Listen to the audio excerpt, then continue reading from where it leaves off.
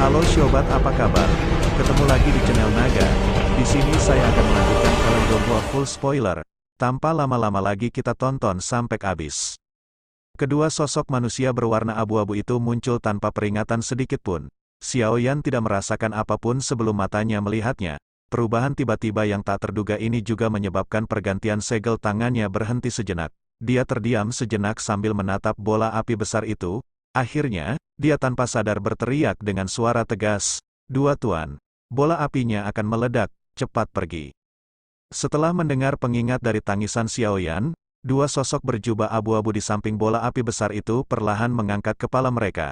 Mata mereka yang tua dan berpengalaman dengan tenang menatap Xiao Yan.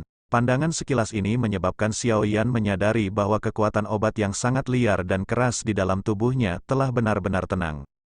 Kejutan tanpa sadar muncul di mata Xiao Yan saat dia merasakan perubahan di dalam tubuhnya. Mereka mampu menekan kekuatan obat yang memberontak di dalam tubuhnya dari jarak yang sangat jauh. Kekuatan ini, bukankah terlalu tidak wajar dan menakutkan? Siapakah dua ahli misterius berjubah abu-abu ini? Sejak kapan ahli menakutkan seperti itu ada di wilayah pelosok hitam? Sementara Xiao Yan merasa terkejut di dalam hatinya, Suqian, Han Feng, dan yang lainnya yang telah mundur agak jauh juga menemukan keberadaan dua sosok abu-abu misterius itu. Mereka terkejut. Beberapa saat kemudian sebelum Suqian tiba-tiba teringat sesuatu.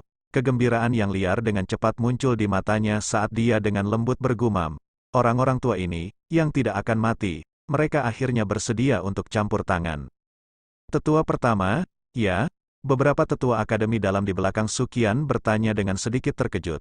Meski mereka tidak merasakan kekuatan apapun dari tubuh kedua sosok misterius itu, samar-samar mereka bisa merasakan semacam tekanan tidak biasa yang menyelimuti hati dan jiwa mereka. Penjaga Akademi Jianan, Suqian perlahan berkata, namun, jika Akademi Jianan tidak dihadapkan pada situasi hidup dan mati, mereka tidak akan pernah melakukan intervensi. Untungnya, kali ini, jika tidak, Akademi dalam ini, beberapa ketakutan tanpa sadar muncul di wajah Suqian ketika dia berbicara sampai akhir.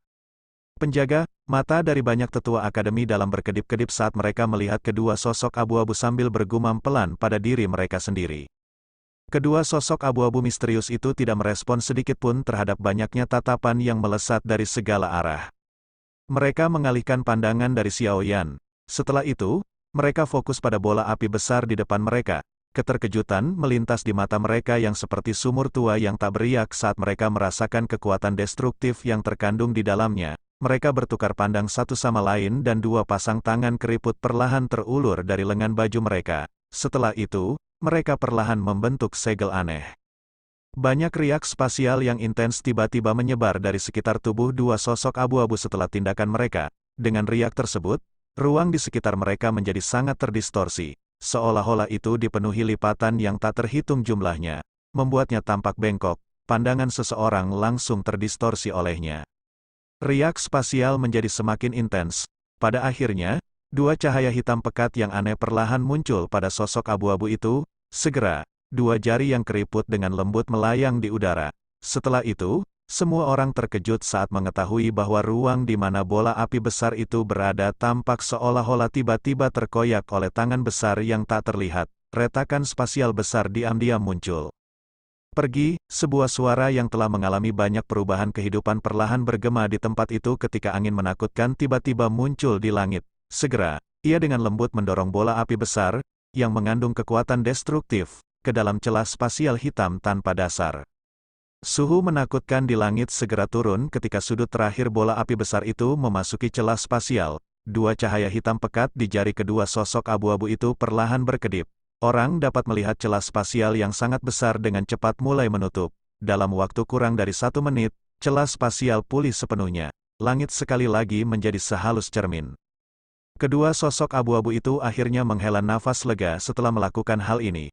Meskipun mereka telah bergandengan tangan, manipulasi kekuatan spasial dalam skala besar tidak semudah yang mereka bayangkan. Jika kekuatan bola api tersebut belum menyebabkan munculnya banyak retakan kecil di angkasa, kemungkinan besar mereka akan mengalami kesulitan untuk merobek garis sebesar itu untuk mengejar bola api tersebut.